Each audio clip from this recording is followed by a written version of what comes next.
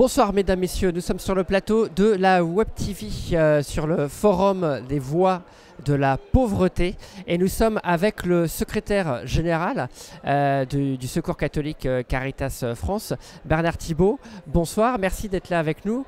Bernard, ce matin, vous avez présenté les chiffres clés du rapport sur la pauvreté qui est sorti aujourd'hui.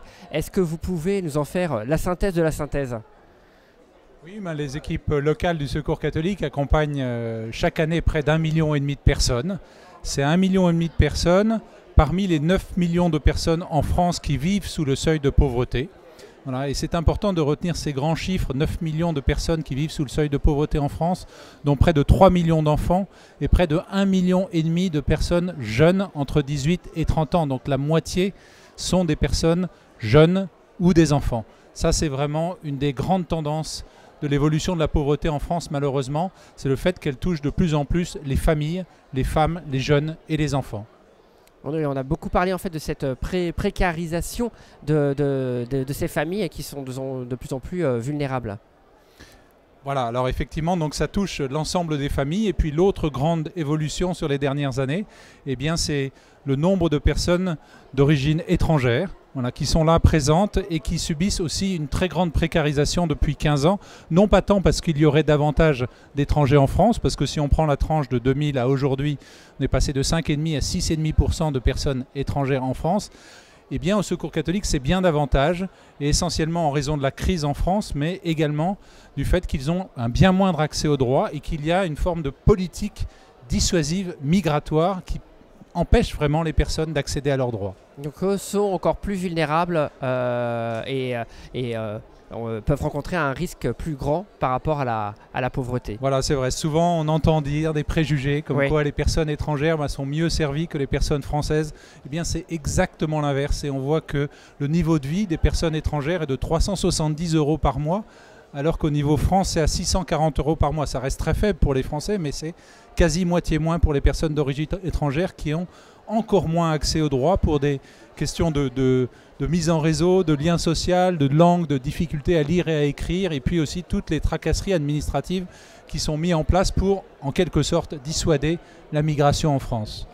Vous avez interpellé les femmes et les hommes politiques en France aujourd'hui sur cette question. En se basant sur ces constats et sur ces chiffres du rapport pauvreté, pourquoi vous avez souhaité les interpeller ? Eh bien, on a sorti notre rapport annuel cette année. Il y a ce rendez-vous majeur qui est notre élection présidentielle avec le projet de société. On a voulu rappeler ce chiffre de 9 millions de personnes pauvres en France, 1 million de plus qu'en 2008. Et la pauvreté ne recule pas malgré toutes les initiatives qui sont prises par les uns et les autres. Donc il faut vraiment que cette question de la lutte contre la pauvreté soit prioritaire dans les propositions des candidats à la présidentielle. Et on a voulu passer 3 messages. Le premier message, c'est que vraiment les personnes ont besoin d'être écoutées, d'être reconnues, d'être associées à la recherche de solutions. Aujourd'hui, on cherche à lutter contre les préjugés, à lutter contre la stigmatisation des plus pauvres. Il y a vraiment un changement de regard, une écoute des personnes. C'est ça qu'elles nous demandent avant tout pour pouvoir reprendre confiance dans leurs talents. Premier message que l'on a voulu passer à nos hommes et femmes politiques. Le deuxième message, c'était aussi vis-à-vis de l'emploi qui est la première cause de pauvreté, ce chômage, cette précarité de l'emploi, vraiment de concentrer tous les efforts sur le chômage de longue durée. Il y a aujourd'hui 2,5 millions de personnes qui souffrent du chômage de longue durée, d'une exclusion durable du marché du travail. Eh bien, concentrer tous les efforts pour accompagner, pour former ces personnes, parce que